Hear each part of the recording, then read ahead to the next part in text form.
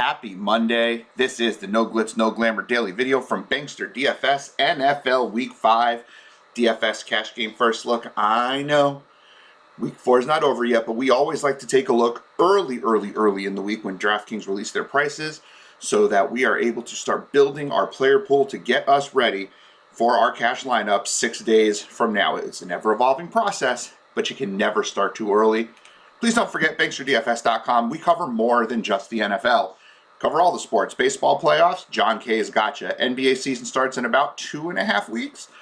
NHL preseason's been going strong for over a week, and the regular season's right around the corner. We've got you covered there. Soccer, Champions League, and the English Premier League, we got you. College football, we're running about 4 pools a week for the Thursday, Friday, and 2 on Saturday slates.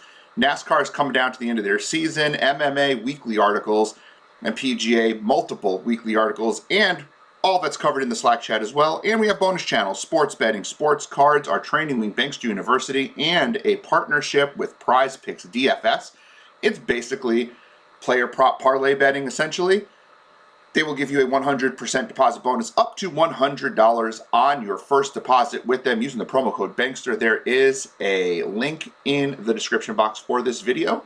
What else do you get with a BanksterDFS.com membership? The daily player pools, the Slack chat, award-winning articles and analysis, and starting hopefully this week, members-only daily live streams, breakfast with Bankster.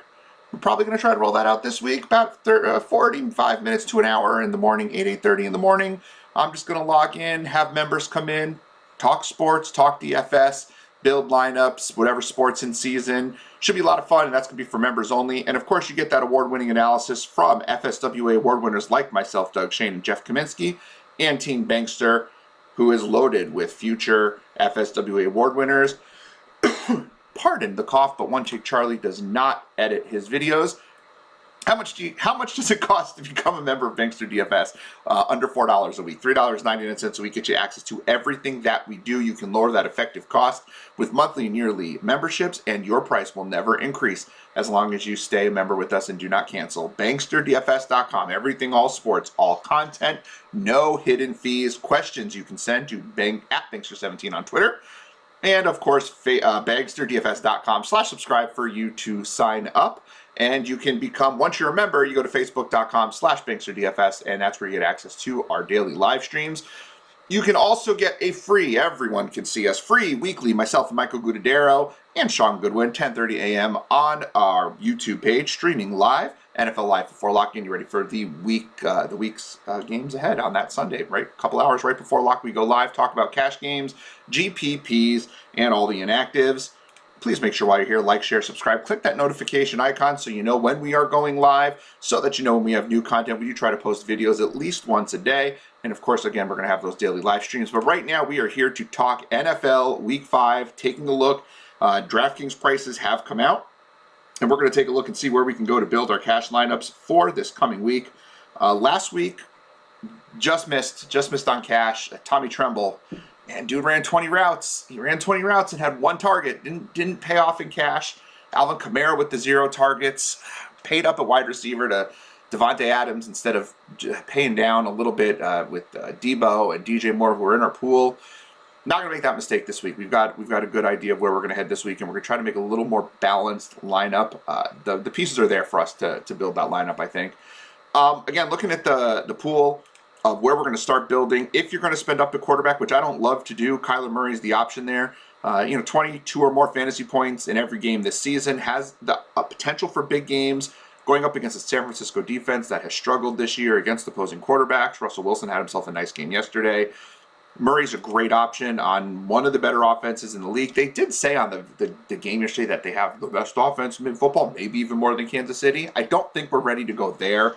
But they're one of the top. They're one of the top 5 offenses in the league, Arizona. So you can't go too wrong. I don't like to look at quarterbacks that don't run. So for me, Brady and Rodgers are both not cash viable. Both will be great tournament plays and priced well. Jalen Hurts has finally gotten to that point where he's no longer a value. We do love the running quarterbacks, and Hurts has been great. He was not the reason we didn't cash. He has done his job every time you've used him in a cash lineup, and this week will most likely be the first time since he's been a starter that he is on the main slate that I will not be using him in cash because he's no longer a value play. I don't think he's overpriced. I think he's well priced. I think it's $7,000. He can absolutely hit 3 to 3.5x. But I think there's a better option on the slate. And so while I like Jalen Hurts and the matchup against Carolina should be okay, that defense definitely looks susceptible with J.C. Horn out. I'm probably not rolling Hurts this week, but I can't fault you if you do. The guy has just been lights out, rock solid. And the guy's a leader, too. If you heard him after the game, they asked him a question, the reporters, about Nick Sirianni talking about how great Hurts played and had developed as a quarterback. He's like, dude, we lost. Like, that's all we got to do. We got to get better. Like, that's what a leader does. So love Jalen Hurts, love his demeanor. Not sure I want to spend up that much. Prescott's not running enough. Herbert against Cleveland. Cleveland's defense pretty good. Sam Darnold, obviously the touchdown regression is coming on the ground. He leads the NFL in rushing touchdowns with 5. He's had 2 in back-to-back weeks. He's had 300 yards in 3 straight games. He hasn't gone under 20 points yet this year, and he looks great, and we know Philadelphia can be susceptible. $6,600 is not a bad price for Darnold. I do think he's a legitimately good NFL quarterback. I would rather use him in tournaments than cash right now, but I do think he's cash viable. But if I'm spending $6,600 on Darnold, I'm going on the other side of the field, and I'm just going to pay the extra $400 to get Jalen Hurts. But that doesn't mean Sam Darnold isn't a good play if you're in that range and you need the $400. He's definitely usable. Kirk Cousins started the game really well against Cleveland, and my buddy Steve texted me, and he said, hey, man, Kirk Cousins in cash next week because he knows Jalen Hurts is eventually going to be too expensive for me. Cousins is priced up a little bit as well. No rushing floor, and he really fell off at the end of that game. Boy, he didn't look good. Now, Detroit is a really bad defense, and I'm not opposed to using Cousins, but again, I would just spend the extra 100 for Darnold, the extra 500 to get up Jalen Hurts. But Kirk Cousins is in play. Again, more of a tournament option for me as he's been all year. Really good as Scott Fishbowl quarterback that I was able to draft this year, but I don't feel him in cash this week. Tannehill doesn't do it for me because we're going to use Derrick Henry as we always do. Derek Carr, game hasn't played yet this week. The yards have been there, 380 yards in every game this year and 2 touchdowns. Not much of a rushing volume, but 25 points a week because of the passing volume. Chicago can be thrown on. Their defense isn't great. Probably not rolling Derek Carr in cash this week, though. Again, a tournament play. Daniel Jones going up against the Cowboys. Everyone's been throwing on the Cowboys. They've given up the most fantasy points to opposing quarterbacks this year. Daniel Jones does have a rushing floor. He's not gone under 27 yards this year. Can definitely run one in. Had the passing volume this week with the 40 attempts, but he's gone over 32 attempts in every game this year. And he's been over 22 fantasy points in every week, except for the one where we used him in cash, of course, when Jalen Hurts was out. But I still think he's in play this week at $6,000. It's a $1,000 savings over Hurts. He has that kind of a game in him, and it's a great matchup against Dallas. Not where I'm going this week, probably, but he's definitely within that player pool and someone that I would consider for cash. Taylor Heineke, we considered him this last week and would have been a great play. 27.9 fantasy points. He's been great 3 straight weeks. He's probably going to be the long-term answer, at least for the rest of this year for Washington. I don't see Ryan Fitzpatrick taking that job back. And Heineke could be a longer-term answer. I like him at $5,900. Probably would go up to Daniel Jones. Don't love the matchup against New Orleans. There's our guy right here. Trey Lance is the guy that we're going to look at this week. In just one half of football this past week, put up 20 fantasy points. That rushing floor is going to be huge for him. 7 rushes for 41 yards. Got a decent amount of pass volume. You extrapolate that across the whole game, it's 36 attempts, which is fine. Did have the 1 long touchdown, struggled early, but really came on in the 4th quarter, played a lot better, and at $5,700 does not need to do much to hit value. He's going to be the guy right now that I'm probably locking in to my cash game lineup. Just scrolling down a little bit further where we're at here. I don't see another quarterback that makes sense for me. Even Justin Fields, they're not running Fields. And Matt Nagy's come out and already said Andy Dalton's the starter when he's healthy, which could be this week, which is dumb, right? We hate Matt Nagy. He's not a good coach, but if Dalton starts, Fields is useless. But even when Fields plays, Fields has been kind of useless in fantasy. He's had 3 rushes in each of his 2 starts. That's just not a quarterback that's going to sustain us in cash. So right now, my quarterback rankings for cash look to be Trey Lance would be my number 1. Daniel Jones is my number 2, and Jalen Hurts will be my number 3 as of right now. Darnold's in play, Kyler Murray's in play, Derek Carr might be in play a little bit, but I don't see why we'd go off of Trey Lance. He's now in that value category that Jalen Hurts was in when he became the starter, and he does a lot of the same things Jalen Hurts does. I don't see why we wouldn't use Trey Lance's quarterback this week. I think he'll be very widely rostered. Yeah, I'm gonna use Lance. The value's there, the price is there. Derrick Henry going up against Jacksonville. Jags not really good against running backs. Derrick Henry always seems to crush the Jags. Seems like every year he's running a 99-yard touchdown against the Jags. I'm not going to count on that for this game. But Henry's having a monster season already, averaging over 125 rush yards per game.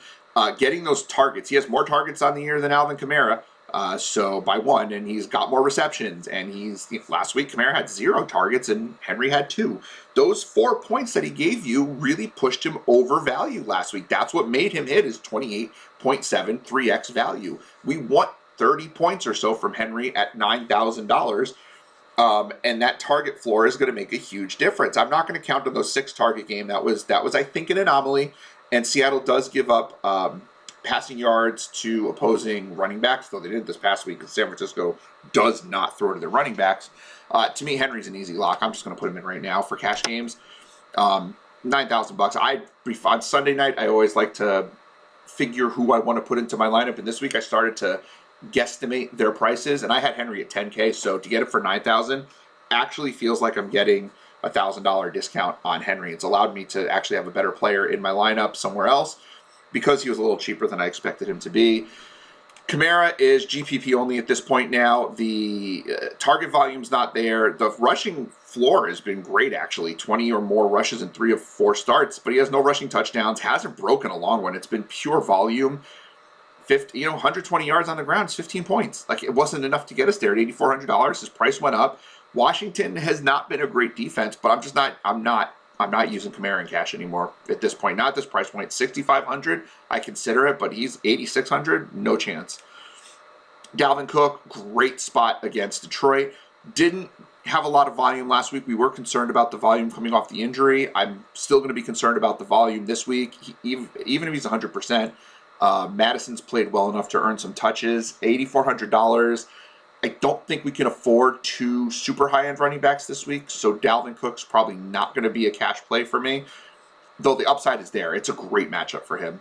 Aaron Jones, I'll never use in cash because he just doesn't get enough volume. Austin Eckler, I don't love the way that the Chargers are using him right now. He's been okay for cash, but I'm not using him. Barkley is looking great right now. He was kind of back to the old Saquon last week, had a really strong game. Target volume is there. Love Saquon. But I'm looking more at Ezekiel Elliott for cash this week. I did not like the way Dallas used him in the first game of the season. No, as a Tony Pollard owner and season long, I loved it. But Zeke has really come on, and they're managing his touches. They're getting him the ball inside the 5. His volume is really good in the rush game. Not a ton in the passing game, and that does bother me a little bit. But if we can get back to that 2-target level, I'm okay with that. $7,000, though, he doesn't need to have the target volume of where I wanted Kamara to be. $7,000 is much different than $84, $86, $9,000. I can take a lower target volume because his touchdown equity is higher than almost any running back in the league behind maybe Derrick Henry, right? And maybe Dalvin Cook. And he's much cheaper than those guys. So I really like the idea of putting Ezekiel Elliott in a cash game lineup this week. Najee Harris is definitely there in the cash game conversation because that target volume was maintained and he scored the touchdown, got over 20 points. That's 3 straight weeks of 19 or more points, which is okay for $7,000 because there's that upside there. And 5, 19, which is the anomaly in 7, but that 5 and 7 is a reasonable target volume for a guy like Najee Harris. I'm more than happy to consider using him in my lineup. Not going to use him this week, but definitely someone to consider. Nick Chubb's snap share has gone down. He had less snaps than Kareem Hunt. He hasn't gone over 56% snaps in a single game yet this year. He's not cash game. He's never cash game viable, but he's surely not this week. Gibson got a little banged up. Not really interested in him. Joe Mixon got a little banged up. DeAndre Swift is just, he's doing okay. He's got the target volume. But I'm probably not using Swift in cash because they do give just way too many looks to Jamal Williams.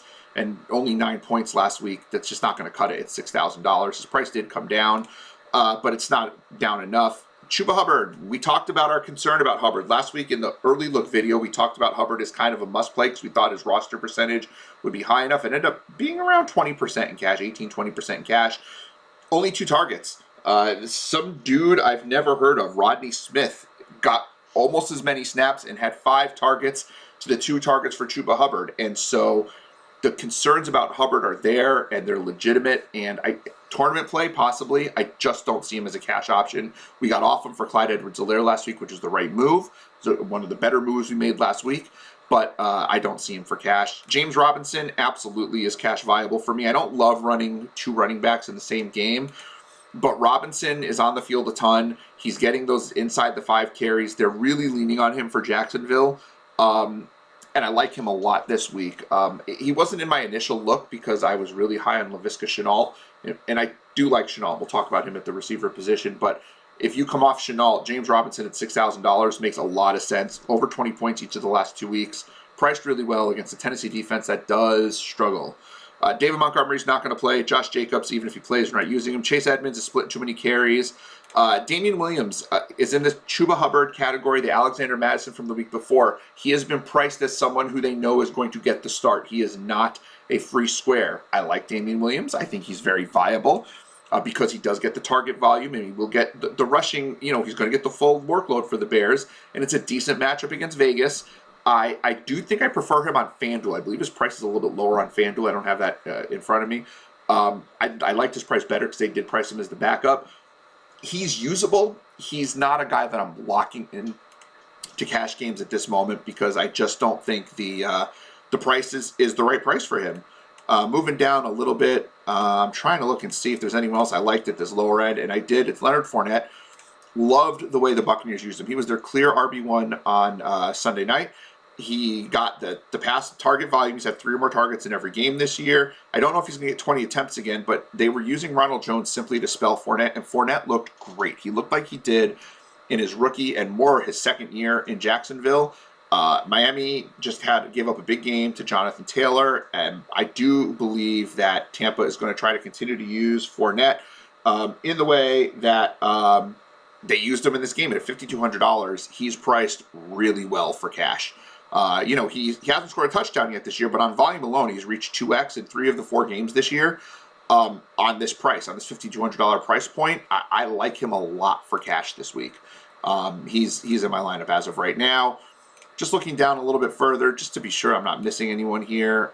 We'll see how the Raiders use Peyton Barber tonight before we make a decision on him. I'm still not comfortable using him. Trey Sermon, if he continues to get all the work for the 49ers, he's definitely in play. He got the 19 attempts, but no targets, which is a problem. But Arizona's really not good against the run. The problem is, if Arizona goes up big in this game, or if they put up some points, San Francisco's not going to run. They're going to throw the football. If they're not throwing to the running back, Sermon is not really a guy we can count on, but he's clearly the guy getting the carries as of right now. Kenneth Gainwell is seeing more snaps and getting more touches and being more productive than Miles Sanders, but I'm not ready to anoint him as the starter, and I'm surely not using him in cash. And right now, moving further down, I'm not really interested in anyone in this range as of this moment.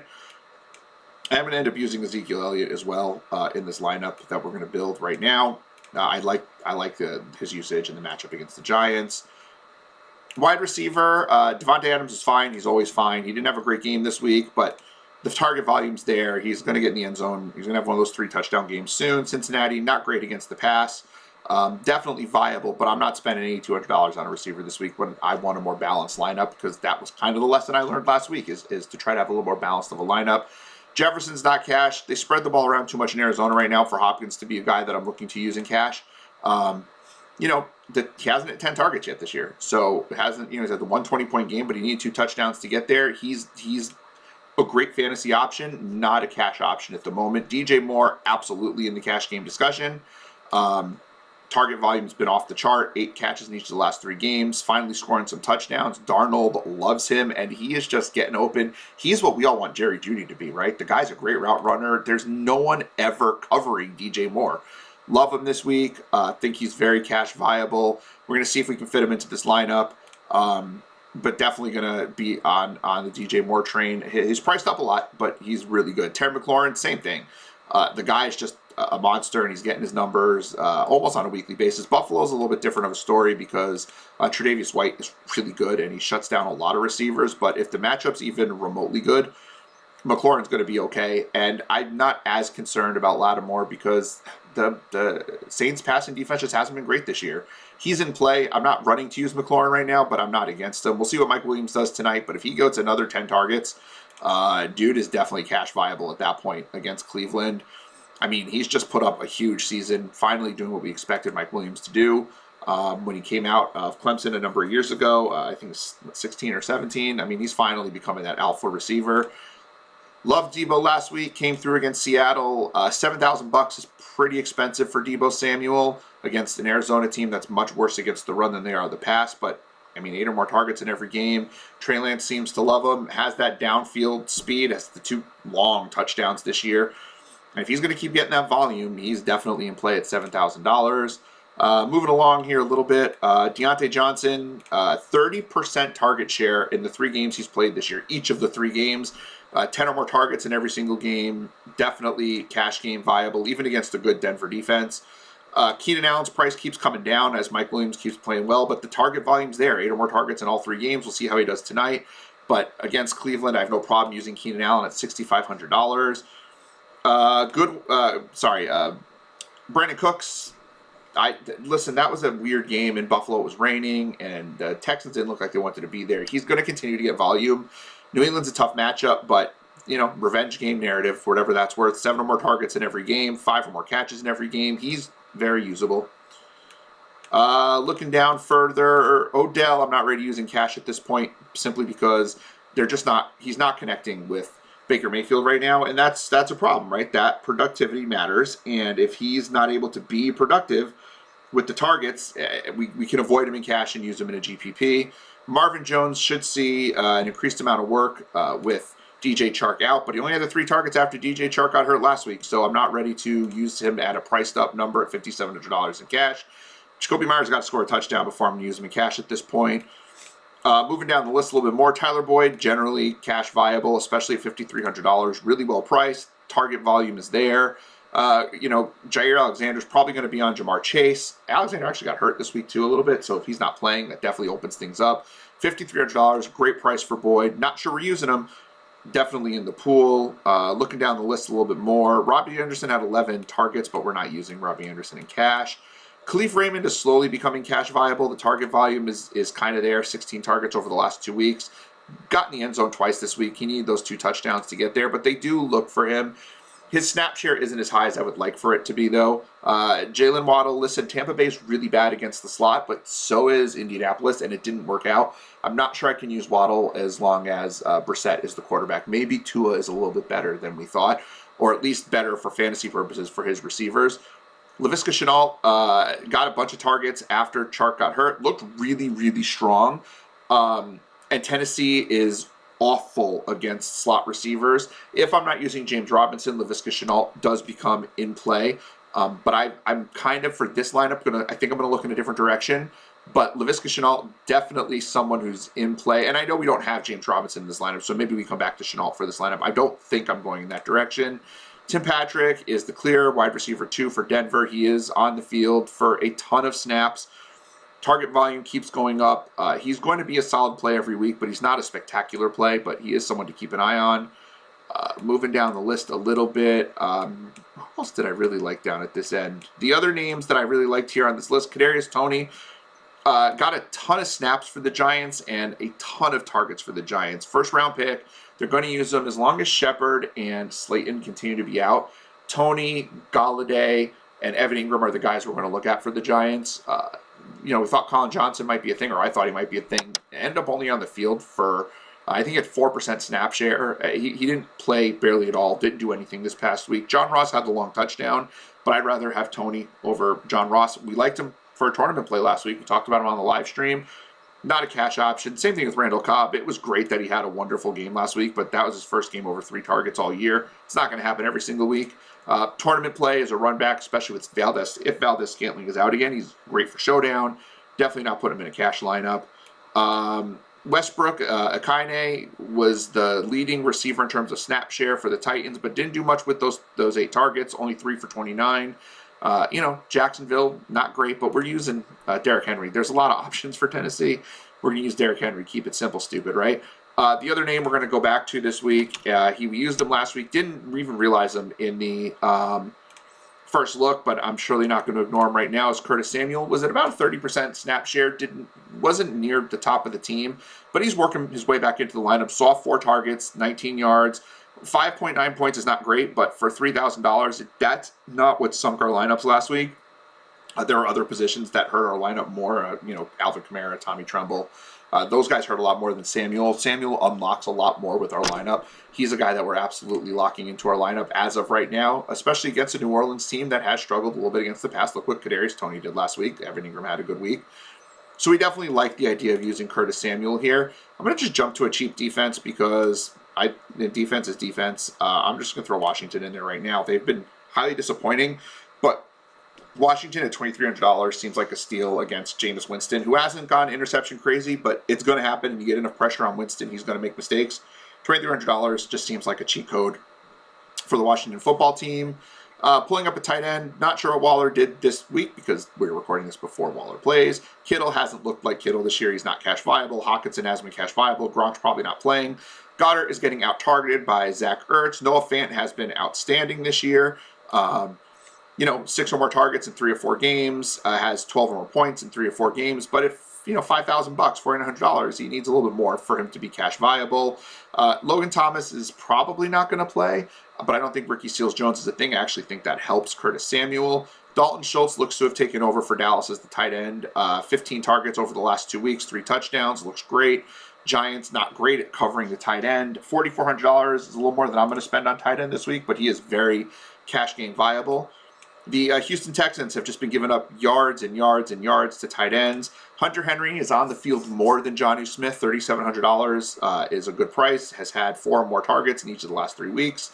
Not doing a ton with it, but definitely cash game viable at $3,700. Tyler Conklin continues to see targets, and anyone against Detroit is worth playing. 4 more targets every single week. 14 total targets the last 2 weeks. Not using them, but definitely in play. Zach Ertz is the first name I'm really considering for my cash lineup. 15 targets over the last 2 weeks. Ran less snaps than Goddard, but had more targets than Goddard, more receptions, 12 or more points in back-to-back games. Definitely cash game viable. Max Williams is starting to see a lot more work for the Cardinals. Not on the field a ton, under 70% snap share, but he is running routes when he's out there. Does have 3 or more targets each of the last 3 weeks. Has gotten in the end zone last week. He can get down the field too. 25 yards and 34 yards for his long catch, so he's able to get some chunk yardage. $3,400, a little high for him. Jonnu Smith is, again, splitting those snaps with Hunter Henry, and he's on the bad end of that split, but he is the more dynamic receiver, 5 or more targets every single week. Had the 10 points this week, but hasn't really done anything to look great at $3,300, but Houston has a tendency to make everybody look good. Cameron Brate didn't do a ton this past week with Gronk out. 6 targets, but only 2 catches. Really wasn't a high-level performer. Not in love with using them. Evan Ingram only went up $200. 6 targets each of the last 2 weeks. Definitely in play against Dallas, who just gives up tons of yardage to everybody. Looking further down, CJ Uzomah definitely in play. I don't want to chase the points, but Green Bay has struggled against the tight end position. And after the way he played on Thursday night last week, I do think Burrow's going to look for more, especially if T. Higgins continues to be out. If Higgins plays, I'm less interested in Uzomah, and if Mixon plays. But if Mixon and Higgins are out, then Uzomah makes a really interesting play at just $3,000. And I'm going to go with the assumption that they're both going to be out. Dan Arnold for Jacksonville ran some routes, now had 10 days of extra practice. Didn't do much with them, but he is a decent pass-catching tight end, and he's under $3,000, so he's not going to kill our lineups. And that's it for right now for where I'm looking. I'm going to throw Uzomah in there on the assumption that Higgins will either be limited or out, and Joe Mixon won't play. And so that leaves us with $7,400 per wide receiver position, which is fantastic because I believe I can fit in DJ Moore and Deebo Samuel if I wanted to. That's fantastic. I could also, and this is where we'll do our lineup decisions on Wednesday, our cash game, our decision points. Maybe this is where I go, okay, maybe I'll go ahead and use James Robinson, and instead of using Deebo, who I like, I believe that leaves me just enough money for Deontay Johnson, who I love the target volume there. So that leaves me with a cash lineup of Trey Lance, Derrick Henry, James Robinson, Curtis Samuel, DJ Moore, Deontay Johnson, CJ Uzomah, Ezekiel Elliott, Washington football team defense. Much more balanced lineup than we had last week. Only one really high-end player in Derrick Henry. DJ Moore's starting to get up there, but we have a far more balanced lineup, and I think that will help pull up our floor score, which is what we want to do. Get back in the cash column. This lineup's going to change and evolve. Decision points video will be out Wednesday. The article will be out Wednesday for members. Live stream every single day. Please do not forget, if you are interested in becoming a BanksterDFS.com member, $3.99 per week gets you there. Covers all the sports, including the members-only live streams. If you have questions, contact me at Bankster17 on Twitter. You can sign up for a membership, BanksterDFS.com/subscribe. My name has been and will continue to be Doug Shane. Thank you so much for taking the time to watch this video. Have a wonderful day, and we will see you soon.